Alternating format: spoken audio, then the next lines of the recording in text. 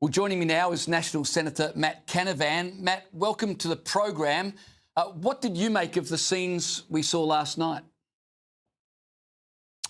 Well, look, I'm a little conflicted, I think, with the scenes. It's shocking to see such disorder, chaos and violent actions on our nation's streets. You don't like to see that. At the same time, it's about time. It's about time that the law was enforced. Perhaps if the law had been properly enforced more than 2 years ago when we first heard the horrific statements about Jews on our Sydney Opera House, we wouldn't have got to this stage. But when you give these type of actors, these activists, an inch, they run a mile, and we've been giving them many inches over the past few years as they've flaunted lawful orders, court orders to not protest in certain areas.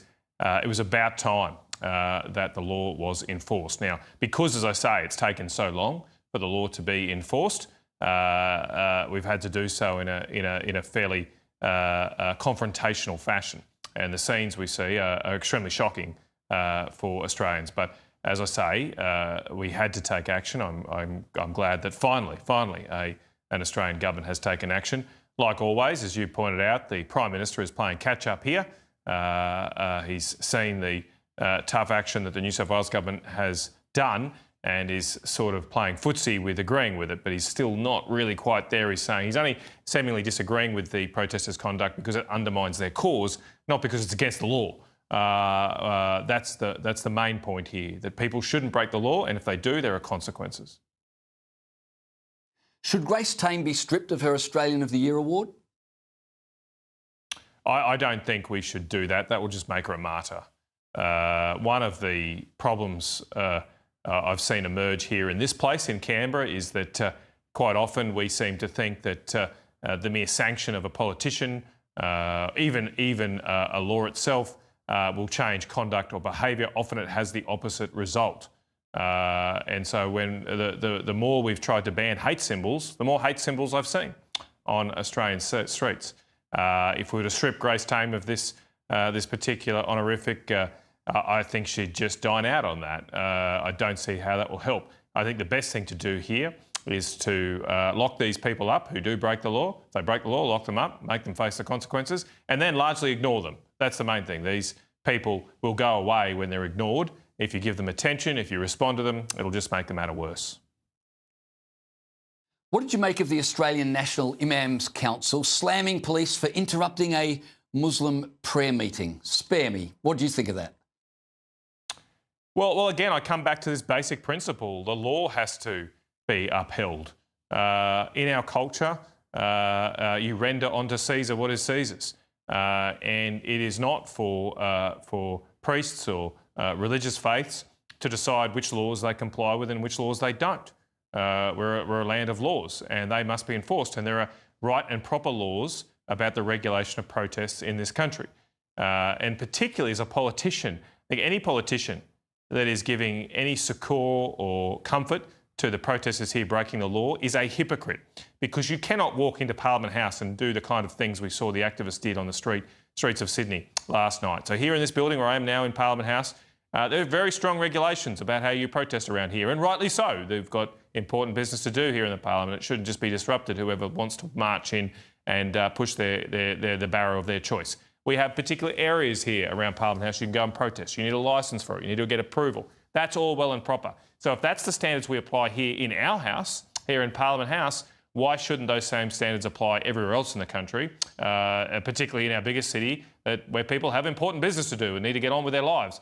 And we shouldn't have the Sydney Harbour Bridge shut down for these kind of protests. We shouldn't have the middle of Sydney completely disrupted with this chaotic, violent behaviour unnecessarily. The police did make and did request these protesters to protest in a dedicated area, I believe around Hyde Park, where they could have been safe, they could have made their point, and that's what needs to happen. The law just needs to be enforced. Matt, the latest news poll has the coalition at just 18%, and your former boss, Malcolm Turnbull, reckons it's all the fault of Sky News. Have a listen.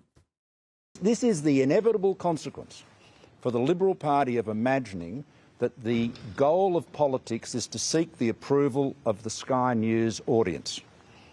Now, that may well represent many of the members of their branches, but it does not represent Australia.